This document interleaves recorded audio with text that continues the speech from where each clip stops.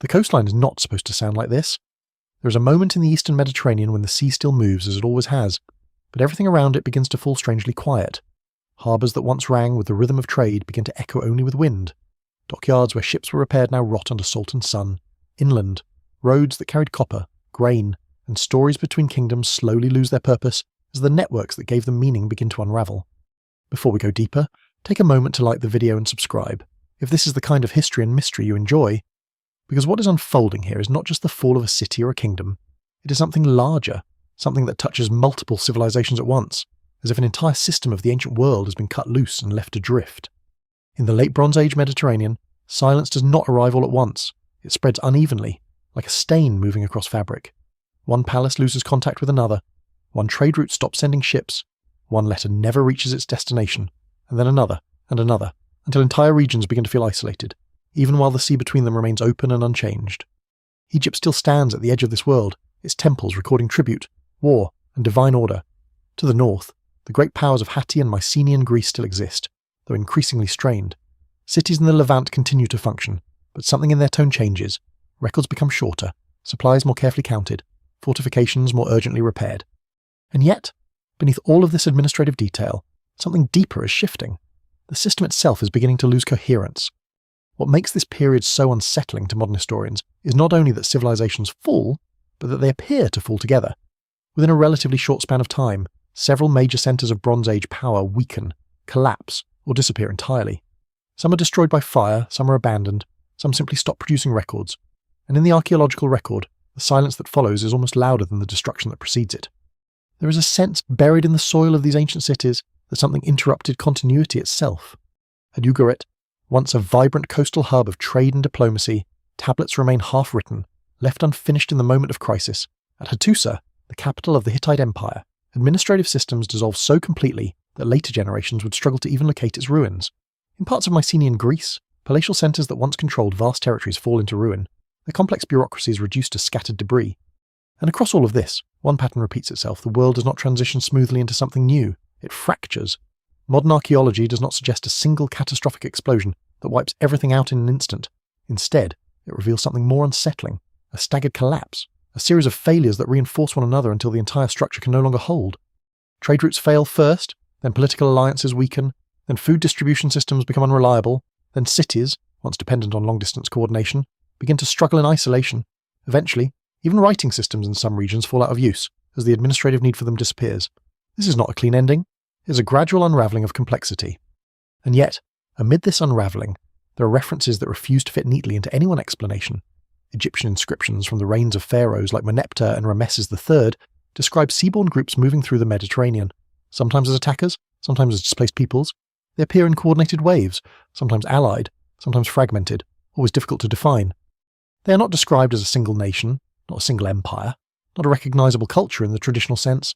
Instead, they appear as a shifting collection of names and identities, recorded from the perspective of a kingdom defending its borders. Later scholars would group them under a modern label, the Sea Peoples, but this name is misleading in its simplicity. Because the records themselves suggest something more chaotic, not a unified civilization, but a convergence of different groups moving through a collapsing world. Some may have come from the Aegean, others from Anatolia, others from regions that are now impossible to identify with certainty. The ancient texts compress this complexity into a single external threat, but archaeology suggests a more fragmented reality. What makes this even more intriguing is that these movements do not appear isolated. They occur at the same time as the breakdown of established Bronze Age systems. It is as if pressure builds across multiple regions simultaneously, and populations begin to move in response like water flowing through cracks in a failing structure. The question that emerges, and has remained unresolved for decades, is whether these groups caused the collapse, or whether they were simply carried by it. In the ruins of burned cities, there is no simple answer. Some sites show signs of violent destruction, others show gradual abandonment. Some reveal hurried evacuations, with valuable objects left behind.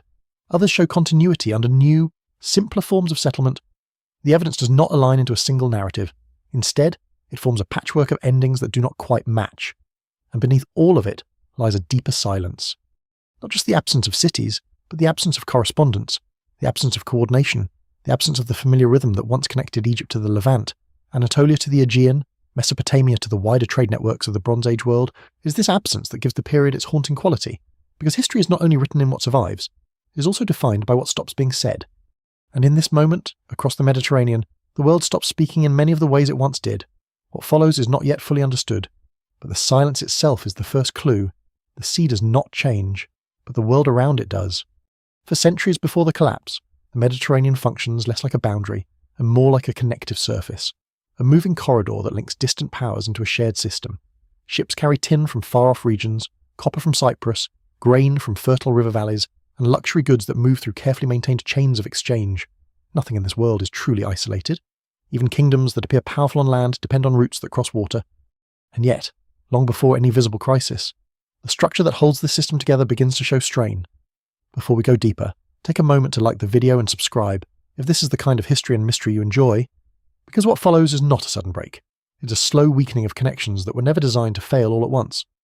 At the centre of the Bronze Age world are several great powers. Egypt, anchored along the Nile, draws stability from predictable river cycles and centralised authority. To the north, the Hittite Empire controls vast territories in Anatolia, maintaining order through military strength and administrative control. Across the Aegean, the Mycenaean palatial system governs regional centres through tightly managed bureaucracies.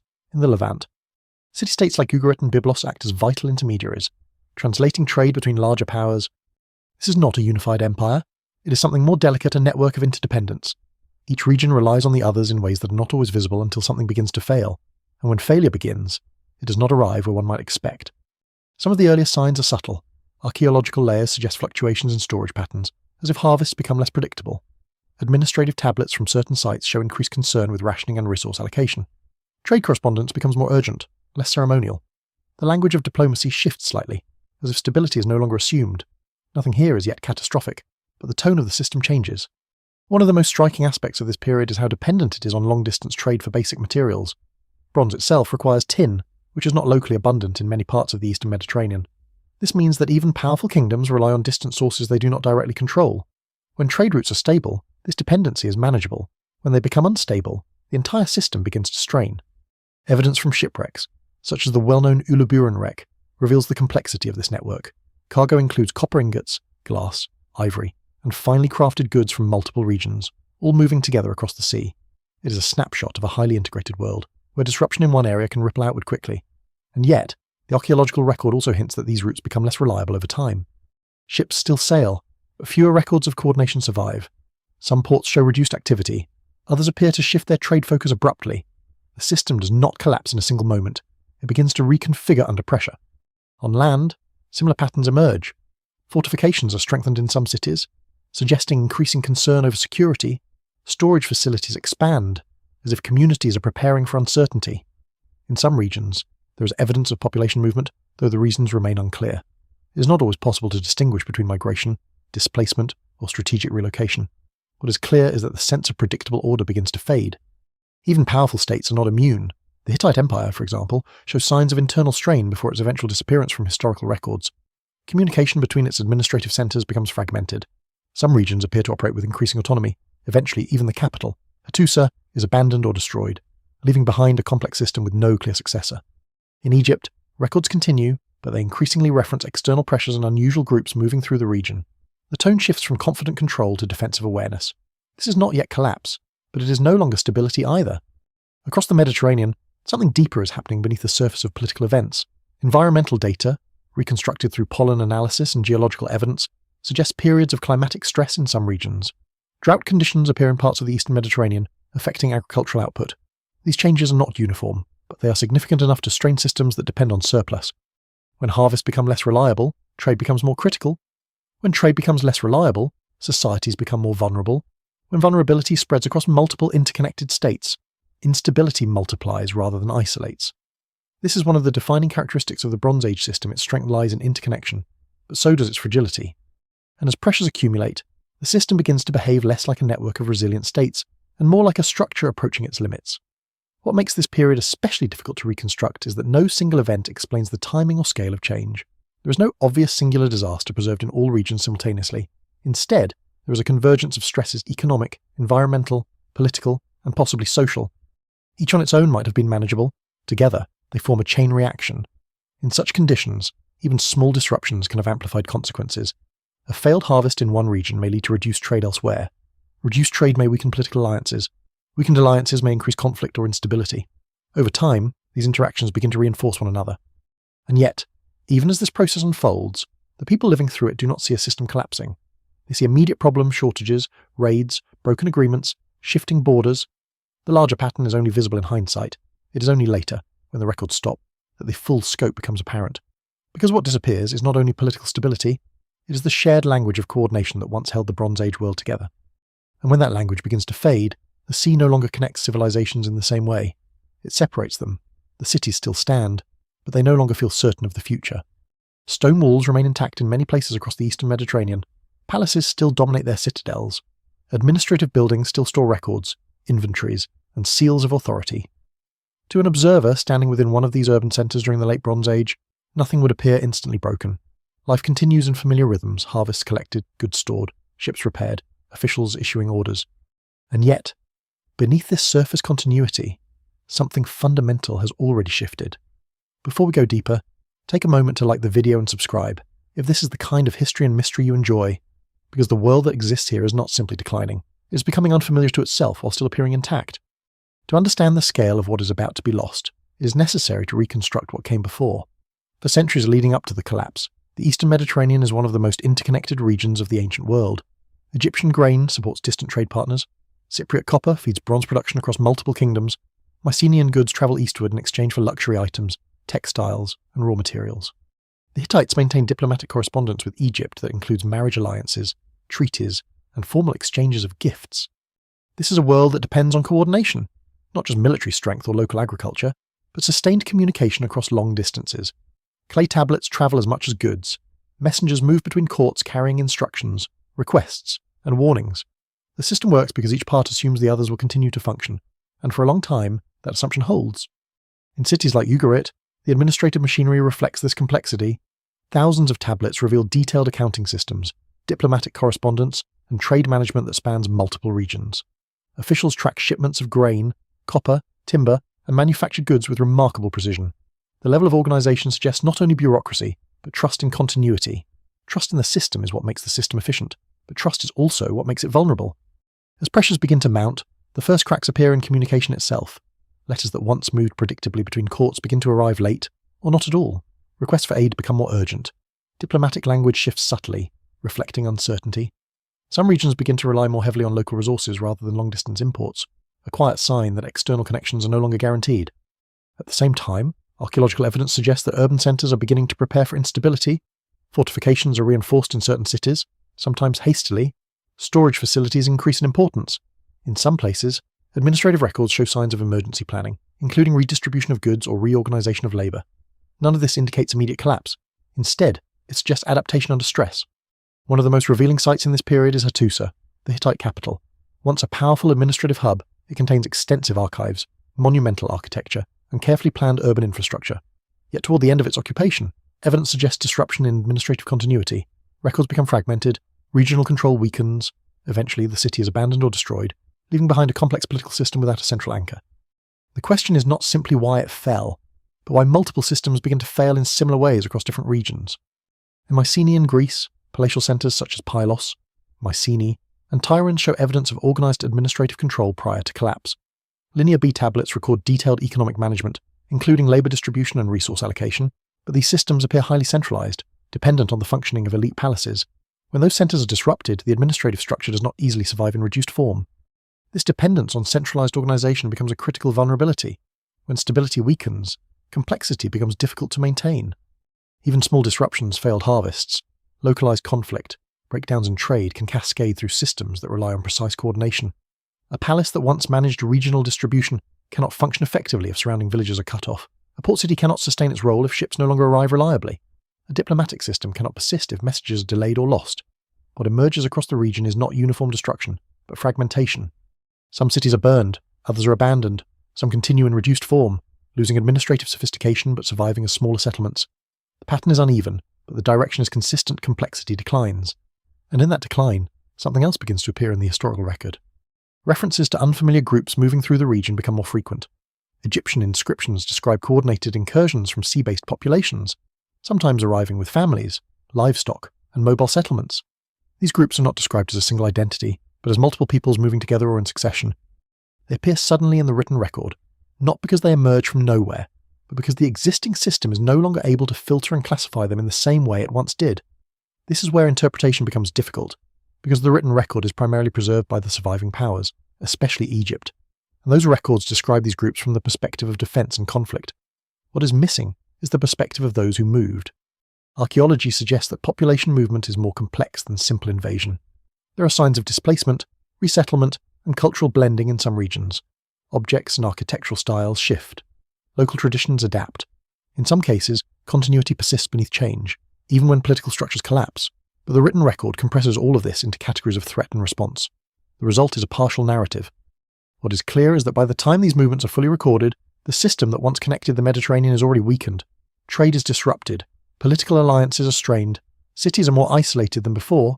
In such conditions, any large-scale movement of people would have had amplified effects, regardless of its origin, and so the question shifts slightly. Not only who these groups were, but why the world they entered was already vulnerable enough to be transformed by their movement. Because by this stage, the Bronze Age system is no longer operating at full strength. It is reacting, fragmenting, and adjusting under pressure. And once that process begins, it becomes increasingly difficult to reverse. The grain stores are still full in some cities when the first warnings arrive, but fullness is not the same as security. Across the eastern Mediterranean, communities begin to notice something unsettling. Predictability is breaking down. Seasons still come and go, but their behaviour becomes less reliable. Harvest yields fluctuate more sharply than before. Coastal winds shift in ways that affect shipping routes. River levels in certain regions no longer follow their usual rhythm. None of this is immediately catastrophic on its own, but together it begins to alter how people plan, store, and trade. Before we go deeper, take a moment to like the video and subscribe, if this is the kind of history and mystery you enjoy, because what appears here is not a sudden disaster, but a slow erosion of confidence in the natural order itself. In the Bronze Age world, stability is not just political, it is environmental, economic, and deeply psychological. Agriculture depends on seasonal expectations. Trade depends on the assumption that goods will arrive when needed. Administration depends on the belief that future conditions will resemble past ones closely enough to plan around them. When those assumptions begin to weaken, even slightly, the entire structure becomes more fragile. Evidence from archaeological climate proxies suggests that parts of the eastern Mediterranean may have experienced periods of prolonged drought or reduced rainfall during the late Bronze Age. Lake levels drop in some regions. Pollen records indicate shifts in vegetation, suggesting stress on agricultural systems. These changes are not uniform across the entire region, but they are significant enough to affect interconnected economies. What makes this especially important is not the absolute severity of the climate shift, but its timing, because it occurs within a system already under strain. When harvests become less reliable, trade networks are forced to compensate. Grain must be moved more frequently and from greater distances. Storage becomes more critical. Administrative oversight increases, but this also increases dependency on long-distance coordination at exactly the moment when that coordination is weakening. It is a feedback loop, subtle at first, then increasingly difficult to manage. In cities like Ugarit, tablets show careful tracking of grain shipments and resource distribution. Officials are aware of scarcity pressures and attempt to manage them through organisation and redistribution. But the system depends on external inputs that are no longer guaranteed at the same level. What once functioned as a surplus network begins to behave like a survival network, and survival networks are far less stable when stretched across multiple independent kingdoms. At the same time, political tensions increase. Competition over resources becomes more visible in diplomatic correspondence. Alliances that once felt stable become conditional. Some states begin to prioritise immediate local security over long-distance cooperation. Fortifications expand. Military readiness increases. Resources that once moved freely across borders are now more tightly controlled. None of this is yet total collapse. It's a shift in priorities, but shifts in priorities matter in interconnected systems. Because the Bronze Age world is not a collection of isolated civilizations. It is a tightly woven structure where disruptions in one region propagate into others. A failed harvest in one area increases demand elsewhere. Increased demand raises pressure on production systems. Production strain affects labour, which affects political stability. Each link in the chain is small, but together they form a system that can amplify stress across vast distances. There are also signs of social strain within cities themselves. Some archaeological layers suggest changes in settlement patterns, including movement from heavily organised urban centres towards smaller or more defensible locations. This could reflect insecurity, environmental stress, or shifting political authority. In some cases, administrative complexity declines before physical destruction occurs, suggesting that systems are dissolving internally before external events finish the process. In parallel, evidence of violence appears unevenly across the region. Some sites show clear destruction by fire, others show rapid abandonment without obvious signs of attack. Still others show continuity, but at a reduced scale, as if populations adapted rather than disappeared. This uneven pattern makes it difficult to attribute the collapse to a single cause. Instead, what emerges is a mosaic of responses to stress, and into this already unstable environment, population movements increase. Groups identified later in Egyptian records as seaborne attackers or migrating peoples are part of a broader pattern of displacement. Some may have been fleeing environmental hardship, others may have been seeking new land or resources. Still others may have been opportunistic groups taking advantage of weakened political structures. The records do not preserve their motivations clearly, only their presence and their impact on certain regions. What matters in the context of collapse is not whether these groups were unified, but that they moved through a system that was already losing coherence, because a stable system can absorb pressure, an unstable one amplifies it. In such conditions, even relatively small movements of people can produce large consequences. Coastal cities, dependent on trade and supply lines, are particularly vulnerable.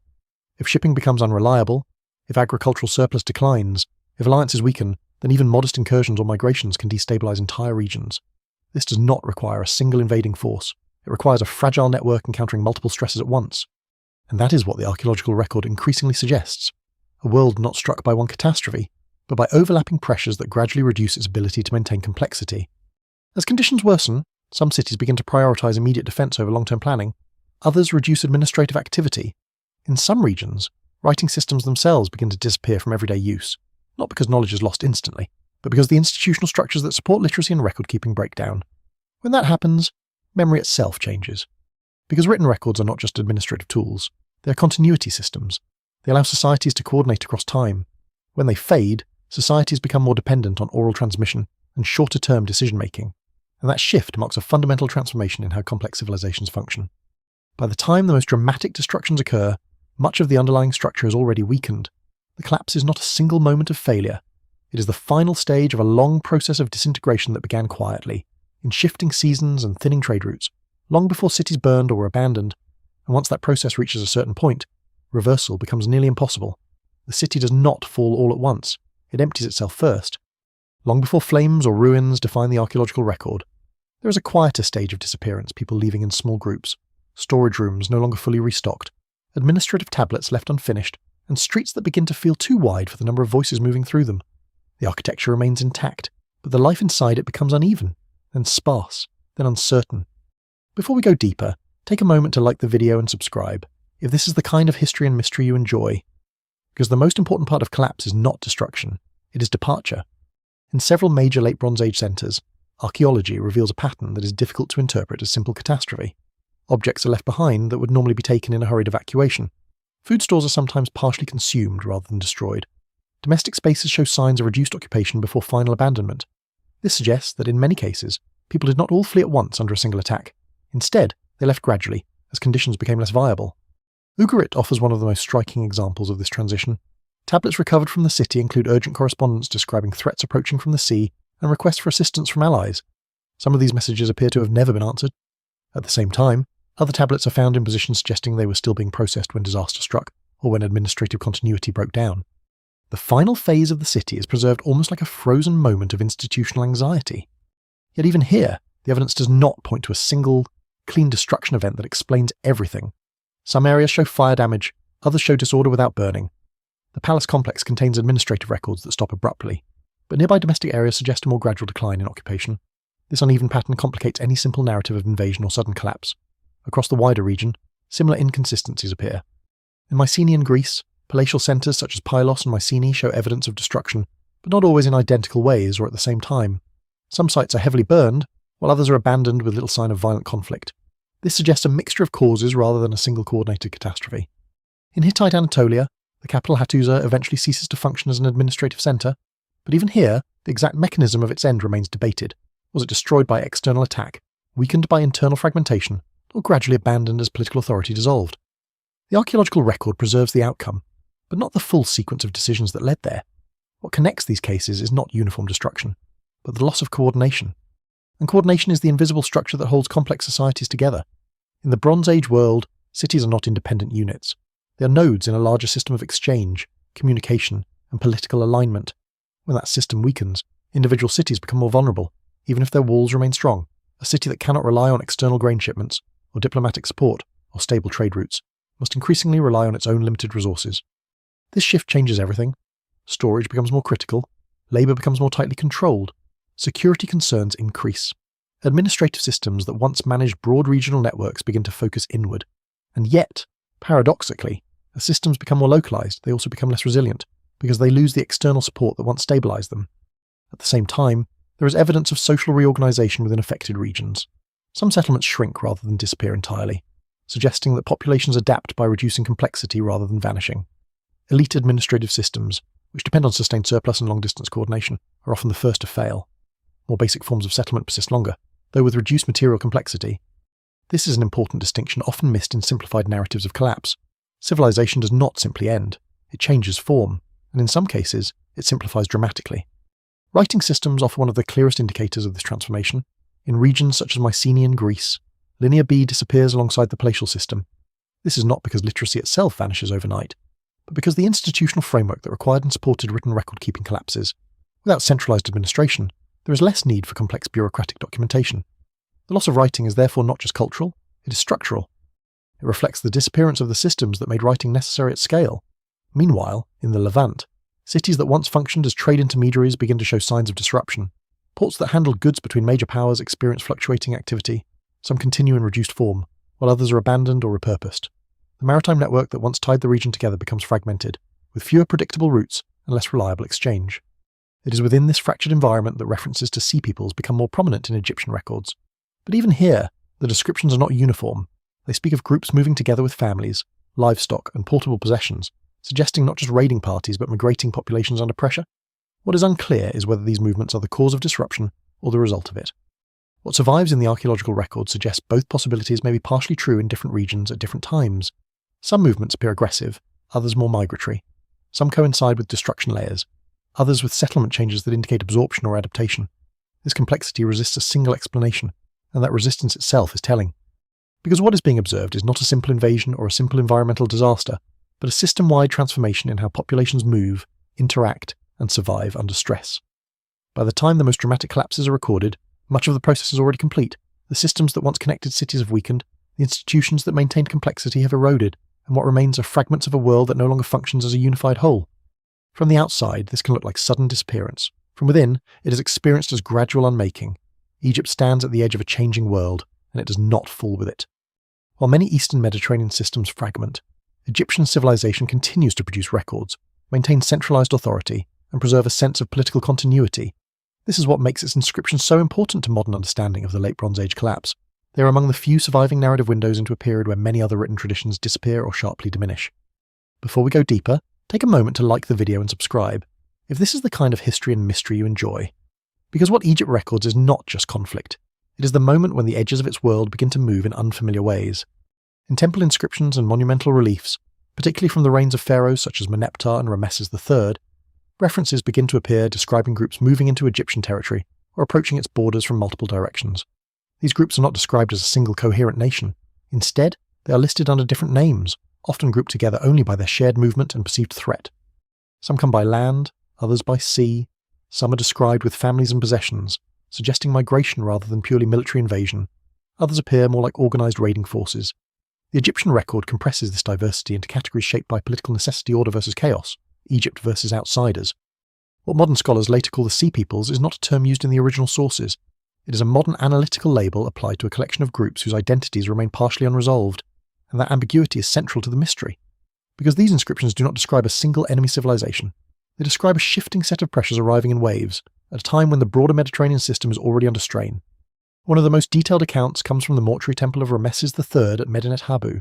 The reliefs depict naval battles and land conflicts, showing groups arriving with wagons and families alongside armed fighters. The imagery suggests movement of entire populations rather than purely military expeditions. In Egyptian terms, this is framed as invasion, but the visual evidence also implies displacement on a large scale. What remains uncertain is the origin of these groups. Some proposed identifications link them to regions in the Aegean, Anatolia, or the wider Western Mediterranean. Archaeological parallels in pottery styles, burial customs, and material culture have been used to support these connections, but none provide a definitive origin point for all groups described in the texts. Instead, the evidence suggests multiple origins, or at least multiple trajectories converging toward the same region. This is where interpretation becomes complex. Because the Sea Peoples are not a single archaeological culture. They are a historical construct built from fragmented references across Egyptian records, combined with material evidence from multiple sites affected by collapse. In this sense, they are both real and partially invisible. Real in that population movements and conflicts clearly occurred across the Mediterranean during this period.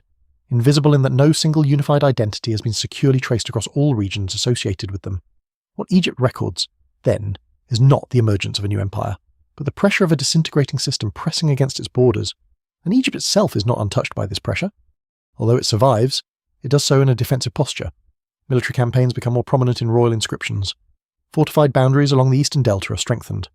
The tone of official records shifts toward the language of protection, containment, and restoration of order. This shift matters because it suggests that even a relatively stable centralized state is reacting to regional instability rather than controlling it. At the same time, Egypt's records provide one of the only continuous historical narratives for this period, which creates a distortion in modern interpretation.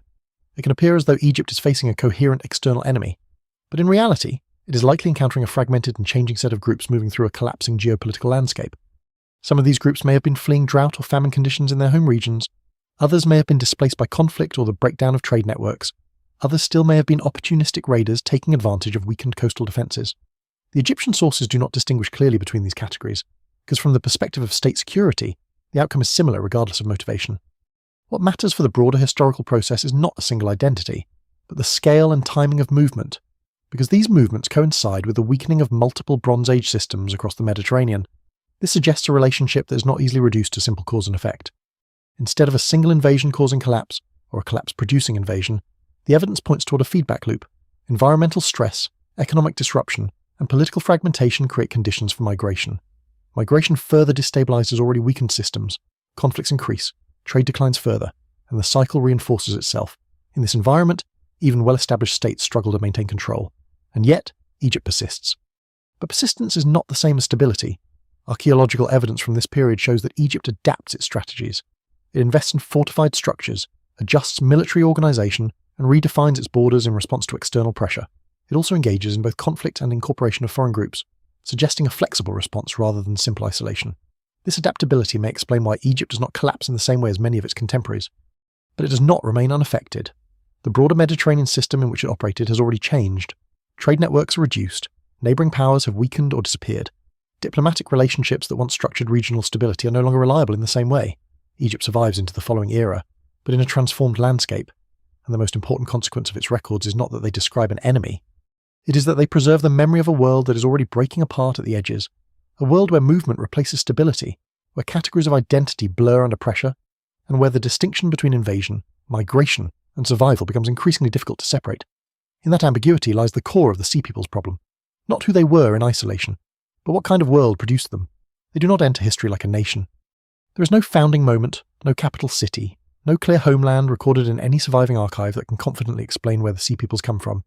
Instead, they appear in fragments, scattered across Egyptian inscriptions, later scholarly reconstructions, and archaeological traces that refuse to align neatly. One group name here, another there, each tied to movement, conflict, or displacement, but never forming a single coherent identity. Before we go deeper, take a moment to like the video and subscribe if this is the kind of history and mystery you enjoy, because the deeper the search goes, the more the question itself begins to dissolve. The problem is not that there is no evidence, it is that there is too much partial evidence, and none of it converges cleanly. Egyptian records list several names associated with these seaborne and migrating groups, each rendered through the phonetic limitations of hieroglyphic writing. Some are linked to the Aegean world, others to Anatolia, others remain entirely uncertain. Later scholars have attempted to match these names with known cultures, but the connections are speculative and often contested. What survives is a list of pressures, not a portrait of origin. And this is where modern interpretation begins to struggle, because the Sea Peoples are often treated as if they were a single phenomenon, but the evidence suggests something more fluid. They appear across different moments, in different regions, sometimes as attackers, sometimes as displaced populations, sometimes as groups absorbed into new settlements. The consistency lies not in identity, but in movement. Archaeology adds another layer of complexity.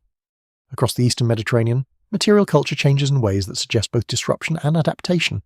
Pottery styles shift. Settlement patterns reorganize. In some coastal areas, new types of defensive architecture appear, sometimes alongside traces of earlier traditions. In certain regions, there is continuity in everyday objects even where political structures collapse. This combination of continuity and disruption suggests that populations are not simply erased or replaced.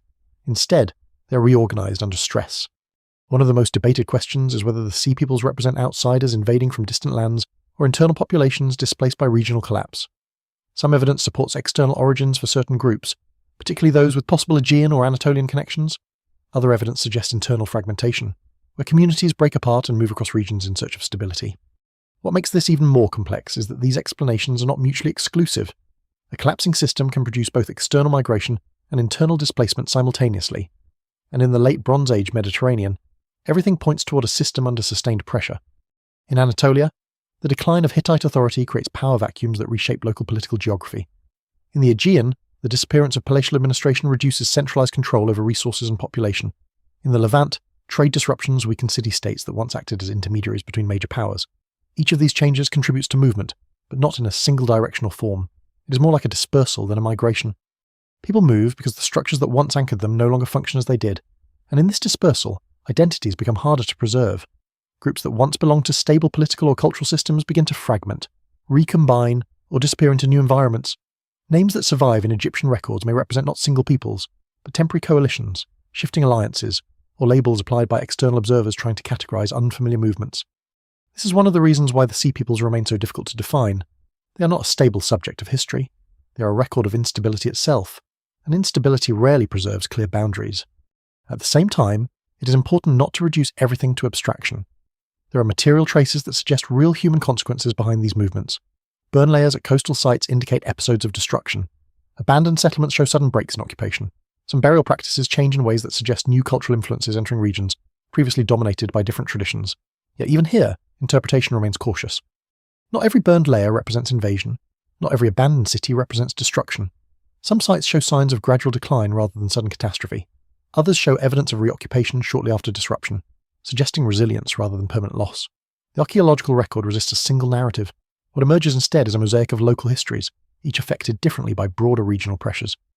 This is why modern scholarship increasingly frames the Sea Peoples not as a unified force, but as a symptom of systemic transformation, a label applied to the visible effects of widespread instability rather than a single organised actor responsible for it. Still, the question of identity persists, because ancient sources themselves encourage it. Egyptian inscriptions, by necessity of state communication, categorize and simplify. They turn complex movements into named groups, and those groups into enemies or allies. This is how empires record external pressures by reducing complexity into manageable categories of threat. But the reality behind those categories is almost certainly more fragmented. Some of these groups may have originated in the Aegean world, where palatial systems were collapsing and populations were shifting. Others may have come from Anatolia, where political fragmentation created displacement. Others may have been coastal communities disrupted by trade collapse, and still others may have formed dynamically during movement itself. As disparate groups merge during migration, what unites them is not origin, but condition. They are all moving through a world that is no longer stable enough to hold them in place, and that changes the meaning of identity itself. In a stable system, identity is reinforced by institutions' writing, administration, trade, and political structure. In a collapsing system, identity becomes more fluid, more situational, and more dependent on immediate survival than long-term continuity. This is perhaps the most important shift of the entire late Bronze Age collapse. Not just the fall of cities, but the transformation of how people define belonging. Because once the systems that preserve continuity weaken, history itself becomes harder to trace, and what remains are fragments, interpreted through the perspective of those who survived long enough to record them. The ground remembers what the cities try to forget. Long after walls have fallen and administrations have ceased to function, the soil beneath these ancient settlements still carries the imprint of what happened. Burned layers, collapsed structures, abandoned storage rooms, and sudden breaks in occupation are preserved not as stories, but as physical interruptions in time. Archaeology reads these interruptions like scars in the earth, each one a moment where continuity was broken. Before we go deeper, take a moment to like the video and subscribe, if this is the kind of history and mystery you enjoy. Because what emerges from these layers is not a single catastrophe, but a repeated pattern of rupture across multiple regions. Across the eastern Mediterranean, from the Aegean Islands to the Levantine coast and inland Anatolia, archaeologists have identified destruction layers that broadly align with the late Bronze Age collapse period. These layers often contain ash deposits, collapsed architecture, and in some cases signs of hurried abandonment. Yet they are not identical in cause or timing. Some appear to result from fire, others from structural collapse, and others from gradual decay followed by sudden evacuation. At Ugarit, one of the most striking coastal cities of the Levant, excavation reveals a final moment frozen in administrative urgency. Tablets were left unfinished in kilns and archives, some containing messages calling for military assistance that, as far as the record shows, never arrived. Nearby buildings show evidence of destruction, including fire damage consistent with a violent end. Yet the surrounding region does not show uniform destruction at the same moment, suggesting a more complex sequence of events. In Mycenaean Greece, palatial centres such as Pylos, Mycenae, and Tiryns provide another layer of complexity. These sites show clear evidence of destruction, including fire damage and structural collapse, but the timing and nature of these events vary. Some palaces appear to have been destroyed abruptly, while others show signs of abandonment before final ruin. The Linear B tablets found at certain sites end suddenly, preserving administrative records that stop mid-operation. as if the system itself was interrupted. In Hattusa, the Hittite capital, the archaeological record reveals a city of immense administrative sophistication that eventually ceases to function as a political centre. The ruins contain evidence of large-scale organisation, monumental architecture, and extensive archives. Yet the final phase of occupation remains difficult to interpret.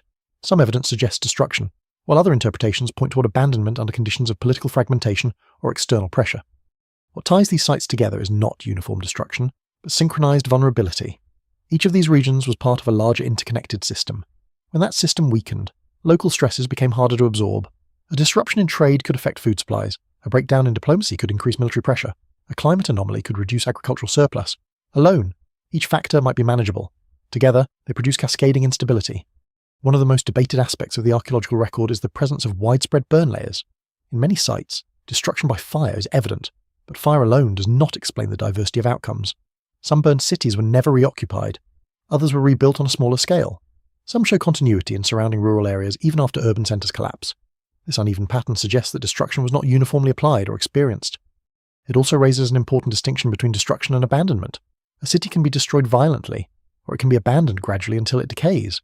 In both cases, the archaeological signature may appear similar centuries later, but the human experience behind it is very different. This is why scholars are cautious about interpreting burn layers as evidence of a single coordinated invasion. While some destruction events may indeed reflect conflict, others may reflect internal collapse, accidental fire during abandonment, or localized violence within broader instability. At the same time, there are sites that clearly show signs of conflict. Weapons, defensive structures, and trauma on human remains in certain locations indicate episodes of violence. But again, these are not uniformly distributed across the region. They appear in clusters, suggesting localized conflicts rather than a single sweeping campaign. This unevenness is crucial, because it suggests that collapse is not a uniform event but a patchwork of regional breakdowns occurring under shared pressure. Trade networks that once connected these regions begin to fragment. The movement of copper, tin, grain, and luxury goods becomes less predictable. Shipwreck evidence shows continued maritime activity, but also suggests shifts in routes and cargo composition. Some traditional trade centres decline, while others briefly intensify activity before disappearing from the record. As economic systems weaken, political structures struggle to maintain control, administrative centres require surplus to function, and when surplus declines, bureaucracy becomes harder to sustain. Writing systems, which depend on stable institutions, begin to disappear in certain regions not because literacy vanishes, but because its institutional support collapses. This is especially evident in Mycenaean Greece, where Linear B disappears alongside the palatial system. The loss of writing here marks not just cultural change, but administrative collapse. In other regions, continuity persists in modified forms. Rural settlements continue. Some urban centres shrink rather than vanish. Cultural traditions adapt rather than disappear entirely. This variability suggests resilience at local levels, even as broader systems fail. And through all of this, the Sea Peoples remain a recurring presence in Egyptian accounts, but never as a stable or unified entity. Instead, they appear as one element among many pressures affecting the region. Their movements intersect with destruction layers, population shifts, and political instability, but do not fully explain them. The archaeological record, therefore, does not support a single explanatory model. Instead, it reveals a world undergoing uneven transformation, where some areas collapse rapidly, others gradually, and others persist in altered forms. The burn layers are not a single signature of apocalypse. They are the overlapping traces of many different endings occurring within a shared historical moment, and what survives beneath them is not just evidence of destruction, but evidence of a system that once held together long enough for its failure to be preserved in detail. The ships still move, but the world they once connected is no longer intact. In the Late Bronze Age, maritime trade is not a supporting system. It is the bloodstream of civilization. Copper, tin, timber, grain, textiles, and luxury goods flow across the Mediterranean in carefully maintained routes that link Egypt, the Levant, Anatolia, and the Aegean into a shared economic space. Cities grow wealthy not because they are self-sufficient, but because they sit at the right intersections of exchange. Before we go deeper, take a moment to like the video and subscribe, if this is the kind of history and mystery you enjoy, because when this system begins to fail, it does not simply slow down, it unravels. Shipwreck evidence provides one of the clearest windows into this maritime world. The Uluburun wreck, discovered off the coast of modern Turkey, reveals a cargo composed of extraordinary diversity copper ingots, tin, glass, ivory, ceramics, and finely crafted luxury objects from multiple cultural regions. It is not a single shipment of goods from one place to another. It is a moving snapshot of an interconnected system, where goods from distant regions are combined into a single trading voyage. This is what makes the Bronze Age Mediterranean so unique. It is not isolated economies exchanging surplus. It is a deeply interdependent network where disruption in one region affects the entire structure, and that is precisely what begins to happen. As political and environmental pressures increase across the Eastern Mediterranean, maritime trade becomes less predictable. Ports that once functioned as stable hubs experience fluctuations in activity. Some decline gradually, others abruptly. The reasons are not always visible in the archaeological record, but the consequences are clear: fewer consistent routes, more irregular shipments, and increasing uncertainty in supply chains. Copper and tin, essential for bronze production, become harder to coordinate at scale. When these materials become less reliably available, the production of tools and weapons is affected. This in turn impacts agriculture, construction, and military capability. A disruption in maritime trade does not remain at the level of merchants and ports. It cascades into every layer of society dependent on bronze technology. At the same time, administrative systems that regulate trade begin to weaken. In palatial economies such as those in Mycenaean Greece and parts of the Levant, written records track goods, taxation, and distribution. These systems require stable institutions and predictable flows of resources. When those flows become irregular, administrative precision becomes harder to maintain. Over time, records become less comprehensive. In some sites, they stop entirely. One of the most important consequences of maritime instability is the loss of redundancy. In a stable system, if one route fails, others can compensate. But as multiple regions experience disruption simultaneously, the system loses its ability to reroute efficiently. Trade becomes localized, fragmented, and less resilient. This is not collapse in a single moment. It is a gradual loss of connectivity, and connectivity is what allows complexity to exist. Without reliable maritime links, cities that once depended on imported grain or metals must adjust rapidly to new constraints. Some attempt to intensify local production, others reduce scale. Some abandon long-distance trade entirely. Each adaptation makes sense locally, but collectively they reduce the overall integration of the system. Archaeological evidence suggests that even as trade declines in some areas, maritime activity does not disappear entirely. Ships still sail, goods still move, but the patterns change. Cargo becomes more regionally focused. Long-distance standardized exchange gives way to smaller, less predictable transactions. The network does not vanish. It fractures into smaller, less coordinated segments. In this fractured environment, risk increases dramatically. Sea routes, once relatively secure under coordinated political powers, become more dangerous. Piracy and opportunistic raiding likely increase, although the distinction between merchant, migrant, and raider becomes harder to define in periods of instability. The Egyptian records that describe seaborne groups may reflect this blurred reality. Where categories of movement overlap, what is important is not a single identity, but the breakdown of predictability. Because maritime trade depends on expectation, merchants must believe that ports will be accessible, that agreements will be honoured, that goods will arrive.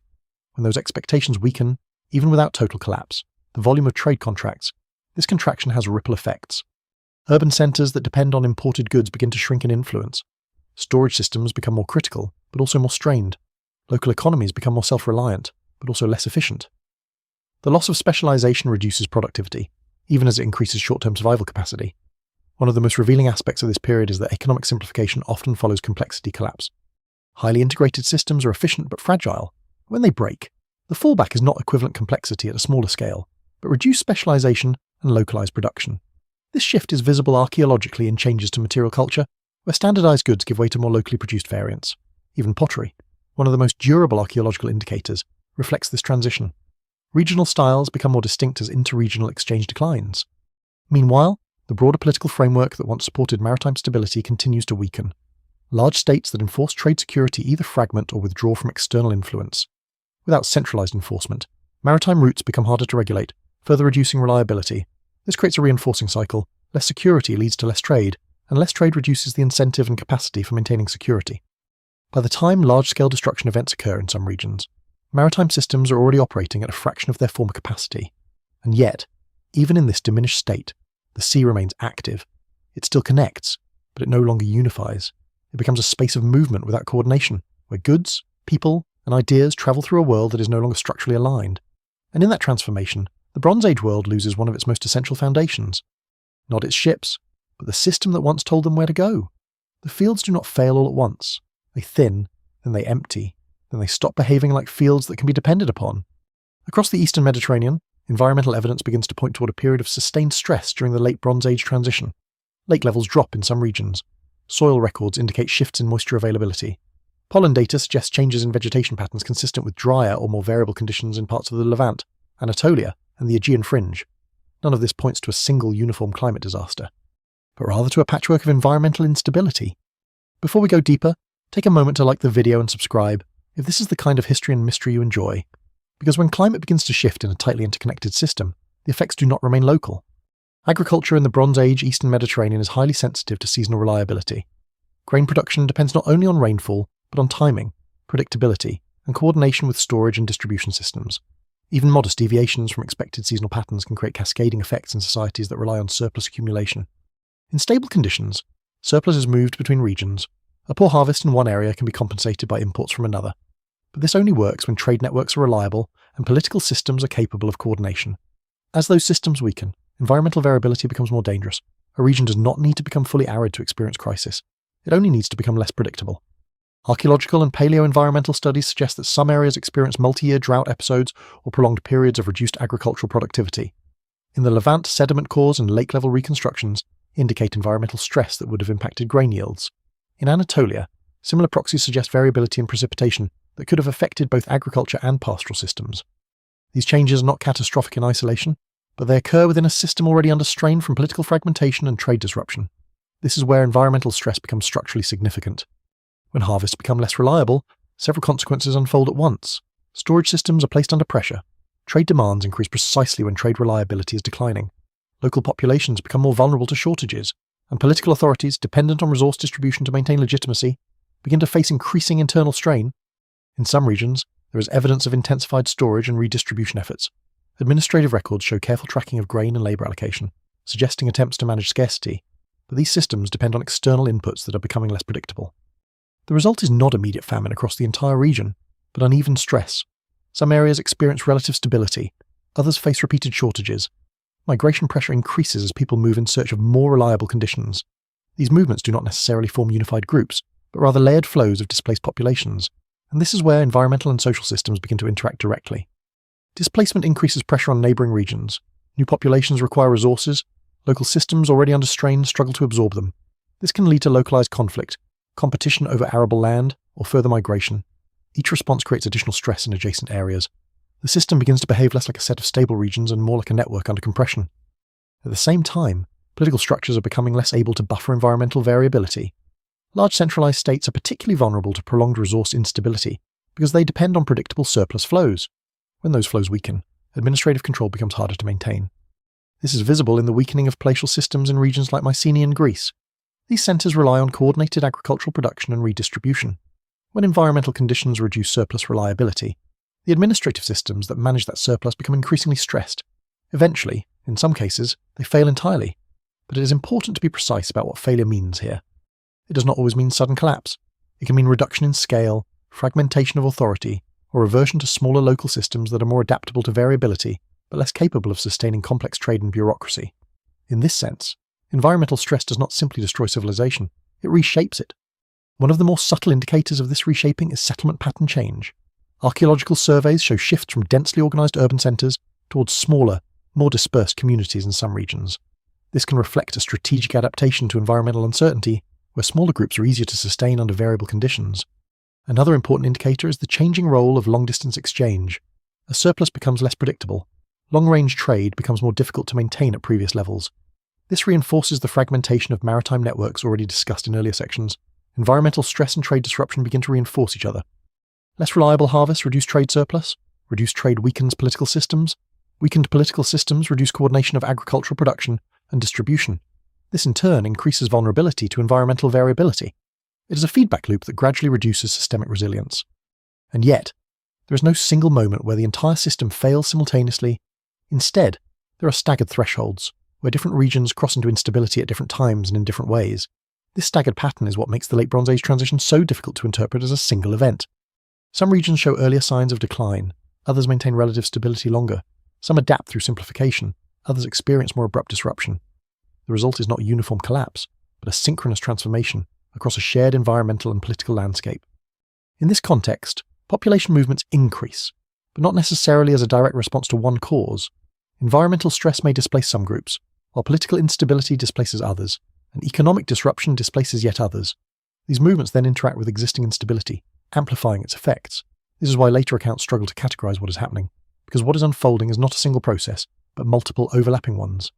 And as these processes converge, the Bronze Age world loses one of its most important stabilizing factors, predictability. Without predictable climate, predictable trade, or predictable political coordination, even well-established systems begin to lose coherence, and once predictability is gone, complexity becomes increasingly difficult to sustain. Movement becomes the new constant in a world that no longer holds still. Across the late Bronze Age Mediterranean, populations begin to shift in ways that are difficult to classify as either migration, invasion, or simple relocation. The archaeological and textual records suggest something more complex layered movements of people responding to overlapping pressures rather than a single directed wave. Before we go deeper, take a moment to like the video and subscribe if this is the kind of history and mystery you enjoy. Because once movement begins at this scale, it reshapes everything it passes through. In earlier stable periods, and population movement is relatively structured. Trade caravans follow known routes. Military campaigns are seasonal and politically controlled. Migration, when it occurs, tends to be gradual and localized. But in the late Bronze Age transition, these boundaries begin to blur. Groups move not only along established corridors, but through them in irregular and sometimes unpredictable ways. Some movements are likely driven by environmental stress. Drought in one region pushes agricultural communities toward more reliable water sources. Others are driven by political fragmentation, where the collapse of authority structures creates insecurity and displacement. Still others may reflect economic disruption, where trade failure removes the incentives that once anchored communities to specific locations. What emerges is not a single migration, but a chain of displacements. And each displacement creates new pressure elsewhere. This is particularly evident in the eastern Mediterranean coastal zones, where population density and trade dependence are highest. As inland and coastal systems come under strain, people move toward remaining centres of stability, but those centres are themselves already under pressure. The result is a concentration of demand in increasingly limited spaces. In such conditions, even small population movements can have disproportionate effects. Egyptian records describing groups moving by land and sea capture one version of this process, but they are filtered through the perspective of a centralised state experiencing external pressure. These accounts emphasise organised groups and external threats, but they likely compress a much more fragmented reality. Archaeology suggests that in some cases, new populations settle within or near existing communities, leading to cultural blending rather than total replacement. In other cases, conflict and destruction appear more clearly. The variation is significant, and it resists any single explanatory model. What is consistent, however, is that mobility increases at precisely the moment when institutional stability decreases. This combination is critical. Because stable systems can absorb population movement through administrative control, resource distribution, and political integration, unstable systems cannot. In unstable systems, movement itself becomes a destabilizing force. In Anatolia, the fragmentation of Hittite authority removes a major stabilizing structure from the region. Without centralized control, local populations may have had greater freedom to move, but also less protection from external pressures. In the Aegean, the collapse of palatial systems removes the administrative frameworks that once managed labour and production, likely contributing to localized displacement and reorganization. In the Levant, as coastal cities that once served as hubs of exchange become increasingly vulnerable to both environmental and economic stress. As trade declines and agricultural output becomes less predictable, population pressure increases in urban centres that are no longer able to maintain previous levels of support. Movement becomes not just an option, but a necessity. But necessity does not produce uniform outcomes. Some groups may integrate into existing societies, others may form new coalitions during movement, others may fragment further as they travel, losing coherent identity altogether. What survives in the record are only the points of contact moments where movement intersects with writing systems, destruction layers, or political response. This is one reason why later Egyptian inscriptions describe groups in ways that seem inconsistent or fragmented. The labels applied reflect the moment of encounter, not the full history of movement, and this creates a structural problem for interpretation, because what is recorded is not the process itself, but its impact on surviving systems. At the same time, material culture shows evidence of adaptation rather than uniform replacement. In some regions, pottery styles shift gradually, suggesting cultural exchange rather than abrupt displacement. In others, settlement patterns change more sharply, indicating disruption or abandonment. The variability suggests that different regions experience different combinations of stress, movement, and recovery. What is emerging is a landscape of uneven transformation. And within that landscape, identity becomes increasingly fluid. In stable systems, identity is reinforced through institutions, administration, trade, writing, and political structure. In unstable systems, those reinforcements weaken. People may retain cultural memory, but the structures that standardize and transmit that memory across generations become less reliable. This does not mean identity disappears. It means it becomes more localized, more adaptive, and less consistent across regions. And that shift has long-term consequences. Because once large-scale coordination breaks down, it becomes difficult to restore previous levels of complexity without renewed structural stability. Even if populations remain, the networks that once connected them may not reform in the same way. This is one of the quietest aspects of the late Bronze Age transition, not just disappearance, but reconfiguration. And it is within this reconfiguration that the movements later labelled as sea peoples must be understood, not as a single unified force moving through history, but as part of a broader pattern of displacement, adaptation, and survival under conditions of systemic stress. By the time these movements are recorded in Egyptian sources, they are already the visible surface of a much longer process. A process that began earlier, moved more slowly, and unfolded differently across regions. And once that process reaches a certain intensity, movement stops being an exception. It becomes the default condition of a world that no longer stays in place. The names survive, but the people behind them do not stay still long enough to become clear. Across Egyptian inscriptions and later scholarly reconstructions, a collection of names appears associated with the Sea Peoples phenomenon. These names are treated as if they represent distinct groups, yet the evidence behind each one is uneven, fragmentary, and often filtered through the limitations of Egyptian writing and political perspective. What emerges is not a coherent ethnographic map, but a set of labels attached to moving populations encountered under stress. Before we go deeper, take a moment to like the video and subscribe if this is the kind of history and mystery you enjoy, because once classification begins to break down, interpretation becomes a question of survival for the record itself. Some proposed identifications link certain groups to the Aegean world, based on similarities in material culture such as pottery styles, weapon forms, and settlement patterns.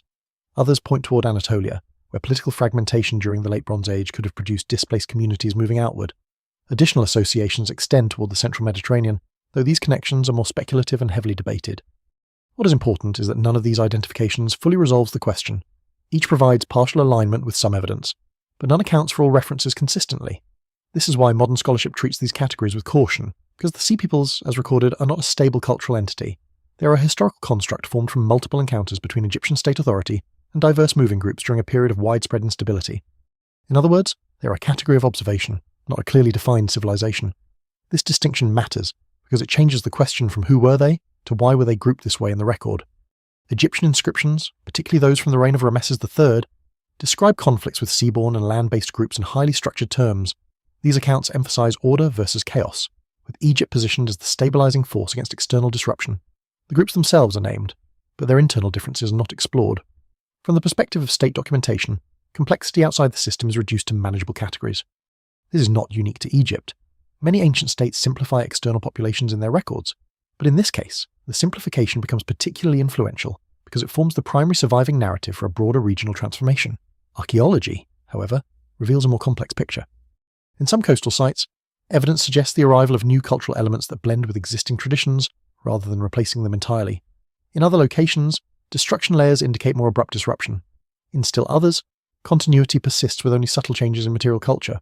This variability suggests that the groups involved in these movements were not uniform in origin, organization, or impact. Instead, they likely represent multiple overlapping processes occurring simultaneously. Some may have been displaced populations moving due to environmental stress.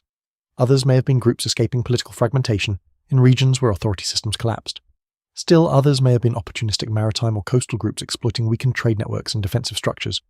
What unites them in the Egyptian record is not shared identity, but shared effect. They are encountered as disruptive forces at the edges of an already stressed system. One of the more debated aspects of this period is whether these groups should be understood primarily as invaders or migrants. The distinction is not always clear in the archaeological record. In some cases, there is evidence consistent with violent conflict. In others, there is evidence of settlement and integration. In many cases, both processes may have occurred in sequence or in different regions. This duality reflects the broad condition of the Late Bronze Age collapse itself. It is not a single phenomenon with a single mechanism, but a convergence of multiple pressures producing different outcomes in different places. Another important factor is that identity during this period may have been highly fluid. Groups moving through unstable regions may have formed temporary coalitions for survival, travel, or resource acquisition. These coalitions could dissolve, merge, or reorganize as conditions changed. By the time they encountered Egyptian forces or entered Egyptian records, they may have already undergone multiple transformations in composition and purpose. This means that the names preserved in inscriptions may not represent long-standing ethnic or cultural groups in the modern sense. They may represent momentary configurations of people under movement. Archaeological evidence supports this possibility indirectly. Shifts in settlement patterns, changes in burial practices, and variations in material culture all suggest a degree of flexibility in identity and organization during this period. There is continuity in some regions, but also adaptation that reflects changing circumstances rather than fixed cultural boundaries. This is one of the reasons why attempts to match Sea Peoples' names directly to specific archaeological cultures remain controversial. The data does not consistently support one-to-one correlations. Instead, it suggests overlapping zones of interaction where groups from different origins encounter each other, merge, split, and move again. In such conditions, classification becomes increasingly difficult, and ancient administrative systems were not designed to handle this level of fluidity. They were built to categorize stable populations, not transient coalitions formed under pressure. This mismatch between system and reality is part of what makes the Sea Peoples so difficult to interpret today. The records reflect the limitations of the observing systems as much as they reflect the reality being observed. What survives, therefore, is not a clear portrait of a civilization, but a series of fragmented encounters recorded from a single dominant perspective. And within those fragments lies the deeper story of the Late Bronze Age transition, not a singular identity moving through history, but a world in which identity itself becomes unstable, reformed repeatedly under the pressures of collapse, movement, and survival. The winners write the silence, and the silence becomes history. In the aftermath of widespread disruption across the Late Bronze Age Mediterranean, what survives in written form is heavily uneven. Some regions lose writing systems entirely, others continue in reduced form. A few, most notably Egypt, maintain long-term record-keeping. This imbalance shapes modern understanding in ways that are easy to overlook, because absence is not neutral in history. It often reflects loss of infrastructure, not lack of importance. Before we go deeper, take a moment to like the video and subscribe, if this is the kind of history and mystery you enjoy, because what disappears from the record is not always what disappears from reality. Egyptian inscriptions describing conflicts with external groups during this period are among the most detailed surviving narratives, but they are also highly structured political documents. They present events through the lens of state survival, emphasizing order, legitimacy, and divine protection. External groups are often categorized as threats to stability, and their identities are simplified accordingly. This does not mean the records are inaccurate, it means they are selective. And selection shapes memory. In these inscriptions, the sea peoples and related groups appear as coordinated waves of pressure against Egyptian borders. The imagery is powerful and consistent naval engagements, land battles, fortified defences, and the eventual repelling or incorporation of these groups. But what is missing is an equally detailed account of the internal conditions that produce these movements in the first place. This is where archaeology becomes essential.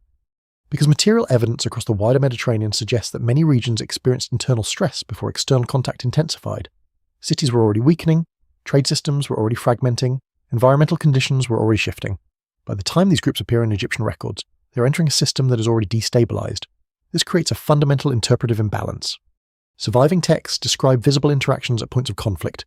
Archaeology reveals the longer, slower processes that made those interactions possible. One of the most significant consequences of this imbalance is the way causality is perceived. It is tempting to interpret the sea peoples as the primary cause of collapse because they appear prominently in surviving narratives, but the broader archaeological record suggests that they are part of a larger process rather than its origin. They are visible because they intersect with surviving states. Much of what preceded them is less visible because it occurred in regions where writing systems disappeared or were not preserved. This leads to a structural bias in the historical record. Where writing survives, history appears continuous. Where it disappears, history appears to end. In reality, both continuity and transformation likely existed across the entire region, but only some of it is documented in detail. Another important aspect of this period is the disappearance or reduction of administrative complexity in multiple regions. In Mycenaean Greece, linear B tablets cease following the collapse of palatial systems. In Anatolia, the Hittite administrative archive ends with the fall of Hattusa. In parts of the Levant, record-keeping diminishes significantly as urban centres decline or are abandoned.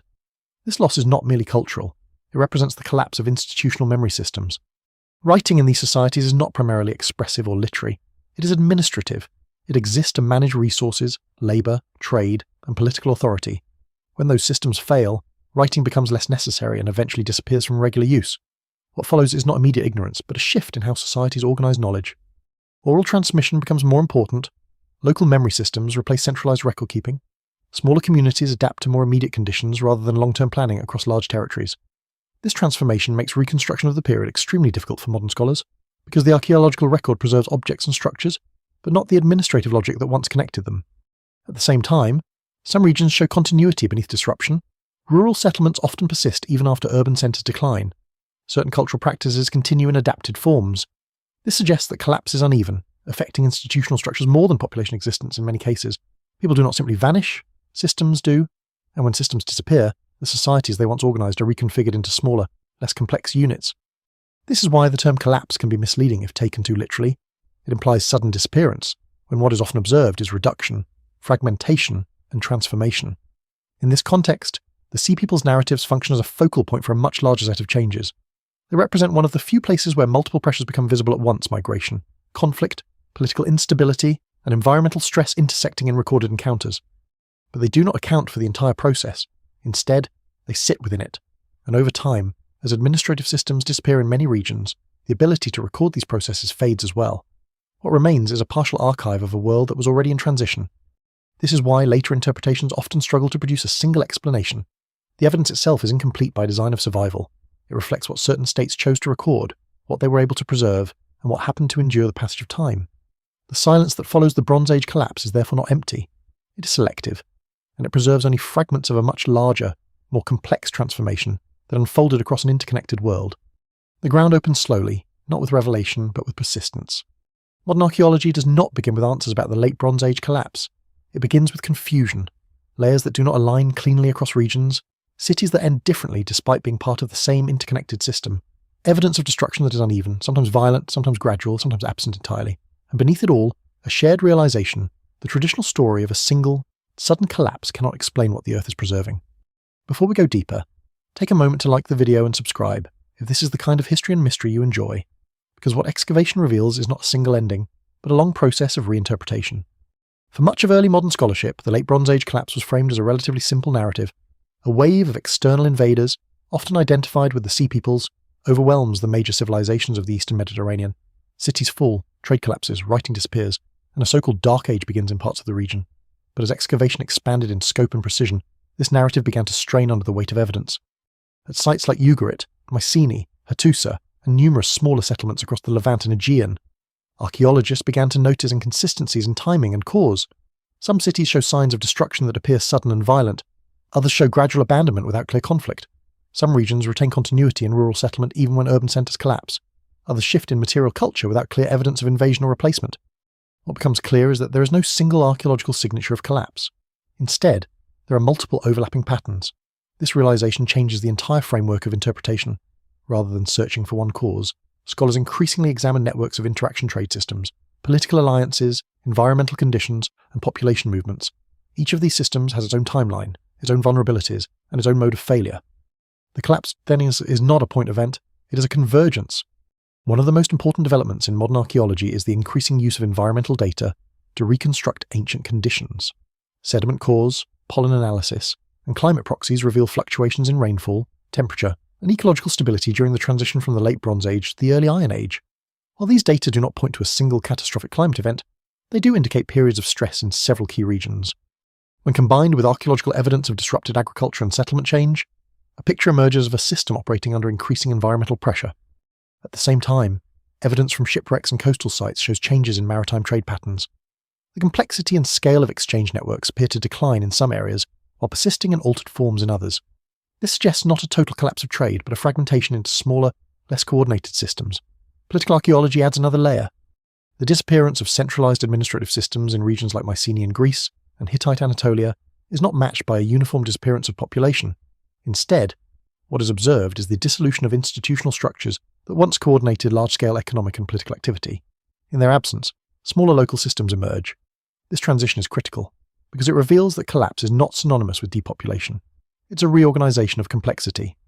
In this context, the Sea Peoples become one visible element within a much broader transformation. Archaeological evidence suggests that some of the groups described in Egyptian inscriptions may correspond to displaced populations, while others may reflect coalitions formed during movement, and still others may represent localized conflicts interpreted through the lens of state security. The key point is that these groups are not isolated anomalies. They are part of a wider pattern of mobility and instability. What excavation also reveals is the importance of scale. At the regional level, collapse appears uneven and complex. At the local level, communities often adapt, reorganize, or persist in modified forms. At the system level, however, the loss of connectivity becomes decisive. Once long-distance coordination breaks down, the ability to sustain large-scale political and economic structures diminishes rapidly. This is where the Bronze Age world fundamentally changes. Not through a single catastrophic moment, but through the loss of integration across multiple systems that once reinforced each other. Trade, administration, diplomacy, and environmental stability all interact. When one weakens, others are affected. When several weaken at once, the system loses resilience. When resilience is lost, recovery becomes localized rather than systemic. This explains why the post-collapse world looks so different. It is not simply a continuation of the old world in reduced form, it is a reconfiguration around smaller, more localized units of stability.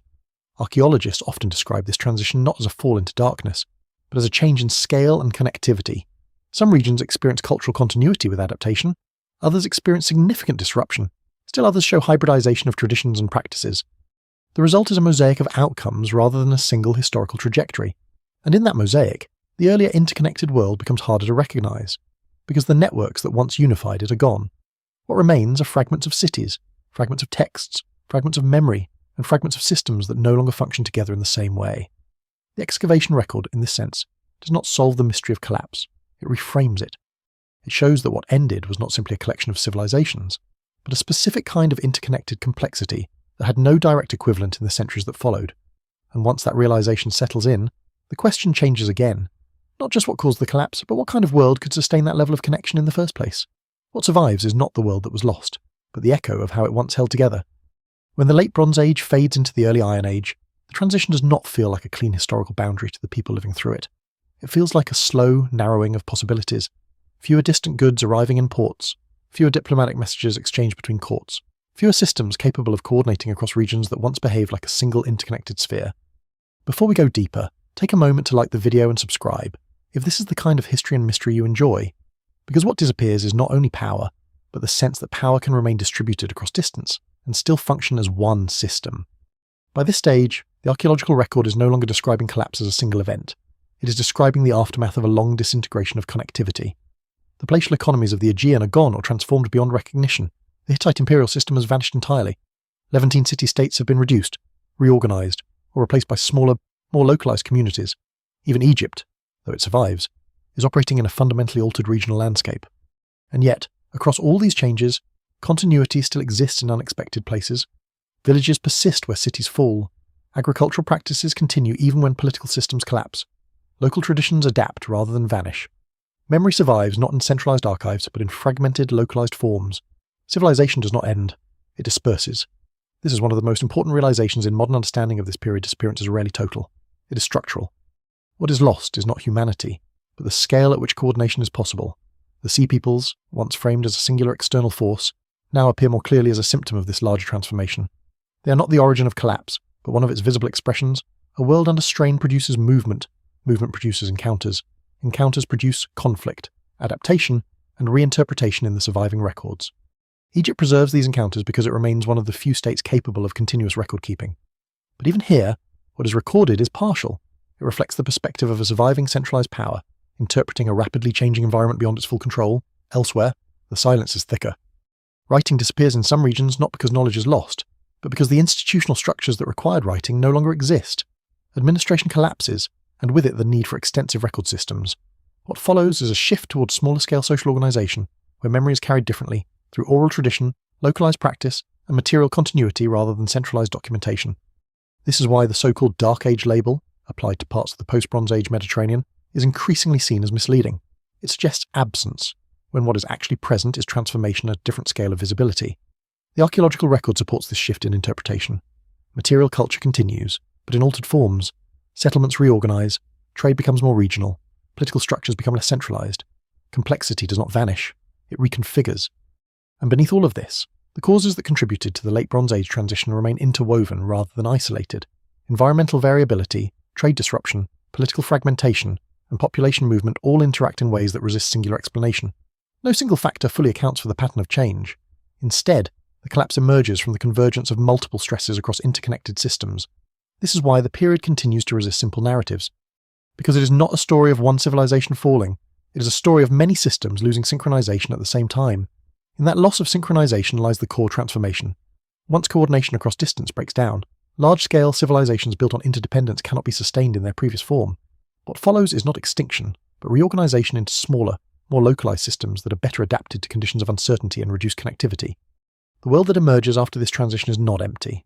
It is different, less unified, more regional, less dependent on long-distance coordination, and more resilient at local scales, but it never again becomes what it once was. And this is where the deeper meaning of the Sea People's narrative settles. They are not an isolated mystery waiting for identification. They are a reflection of a moment when movement, instability, and survival intersected across a fractured world, producing records that later civilizations would struggle to interpret as a single, coherent event. The silence that follows the Bronze Age collapse is therefore not the absence of history. It is the reshaping of how history can be written at all. And in that reshaping, the ancient superpower systems that once connected seas, cities, and civilizations dissolve not into nothingness, but into something quieter, smaller, and more fragmented. A world still alive, still human, but no longer bound together in the same way. The final image is not destruction, it is separation. And from that separation, a new age begins to form in the spaces left behind.